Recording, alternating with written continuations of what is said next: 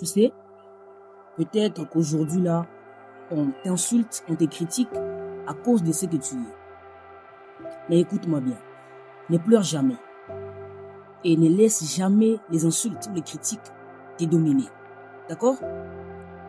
En parlant de ça, je me rappelle d'une histoire d'un élève que moi je connais bien. Il avait un problème de prononciation. Il n'arrivait pas à prononcer clairement le mot. Et ça, c'était comme un défaut pour lui. Et à chaque fois qu'il s'élevait pour parler, c'est tout le monde qui riait. C'est tout le monde qui se moquait de lui, qui l'insultait.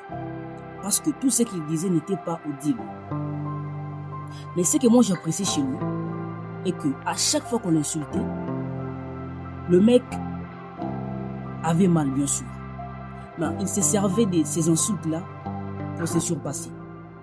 Quand on l'insultait, il avait une rage qui se réveillait en lui, de pouvoir se surpasser. Et avec cette rage, le jeune rentrait chez lui chaque jour avec l'envie de travailler. Et travailler presque chaque jour comme un fou, juste pour s'améliorer. Et quelques mois plus tard, quand il s'est levé pour parler, c'est tout le monde qui s'est étonné. C'est tout le monde qui voulait l'écouter. Parce qu'il avait totalement changé.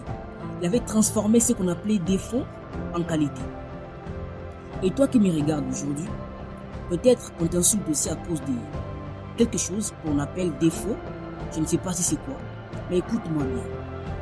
Ne laisse jamais les insultes te dominer. Ne laisse jamais les critiques te dominer. Mais plutôt, tu peux transformer ces insultes-là en rage pour te surpasser. Tu peux transformer ces insultes-là en force pour devenir meilleur, pour leur prouver que tu peux aussi faire quelque chose. Alors, fais comme ces jeunes qui ne s'est pas laissé dominer par les insultes, les dires des autres, mais plutôt qui s'est servi de ces insultes pour avancer dans la vie.